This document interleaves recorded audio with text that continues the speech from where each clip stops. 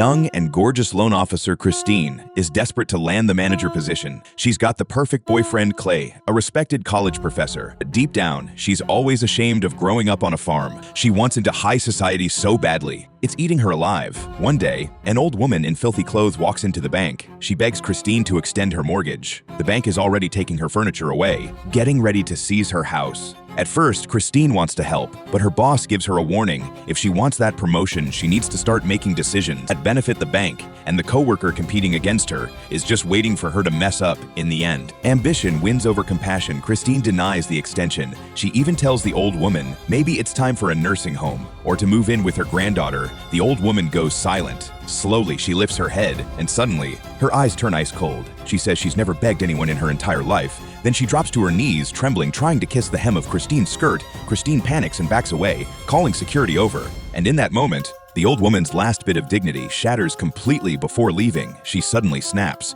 and lunges straight at Christine. Security drags her away, but Christine has no idea she just crossed paths with something truly horrifying. Late that night, Christine walks into the parking garage after work and notices an old beat-up car parked right across from hers. Just as she's about to get in, a strange noise suddenly comes from inside the car. In the empty garage, it sounds terrifying. Then, a familiar handkerchief slowly floats upward. The next second, it slams against her windshield. Christine jumps in fear.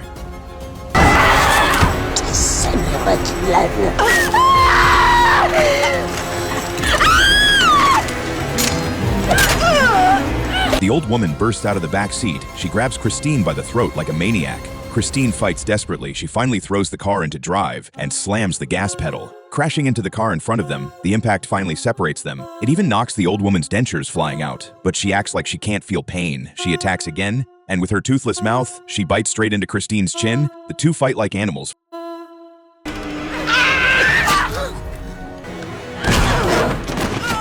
Finally, Christine kicks her out of the car, but the old woman suddenly grabs a rock, smashes the window, and drags Christine out by force, right when Christine thinks she's about to die. The old woman only rips a button off her coat, then she clutches it like treasure, muttering some terrifying curse. Finally, she breathes slowly onto the button. The curse is complete. When Christine wakes up again, the old woman is gone. Her boyfriend Clay rushes over and takes her home. But from that night on, strange things keep happening. She constantly feels like someone is watching her. She even hears whispers that aren't really there. Terrified, she visits a psychic shop. The owner, Ram, touches her hand and instantly goes pale. He says she lost a button. Clay immediately laughs it off, but the next second, Ram suddenly looks horrified, like he's seen pure evil, and hurriedly throws them out. That night, Christine finally falls asleep. Then a fly crawls across her face and crawls into her mouth. She jolts awake, but the worst part is, the boyfriend beside her suddenly turns into the old woman. The woman lunges at her with her mouth wide open, spitting disgusting bugs everywhere. Christine screams herself awake. It was only a nightmare. The next day, she uses the loan paperwork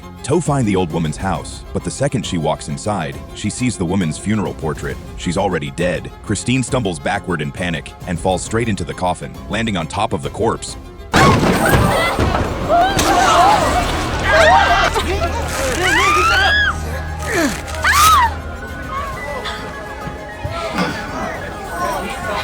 At this point, fear completely breaks her. She runs back to Ram again, and this time, he tells her the truth.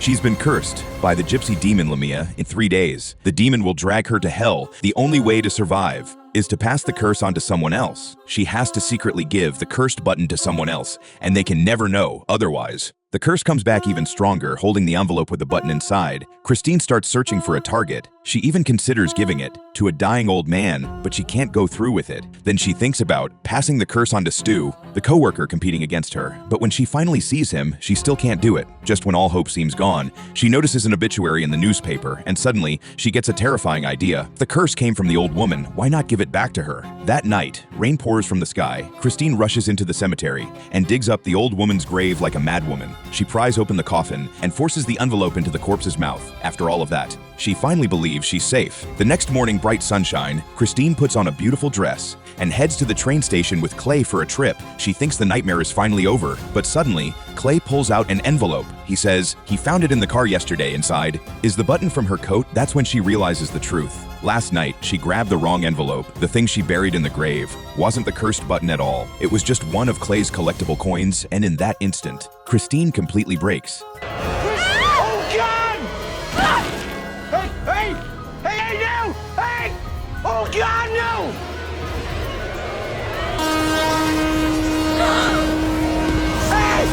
The next second, hellfire explodes from the train tracks below. Countless demonic hands burst upward and drag her screaming into hell. All Clay can do is watch her disappear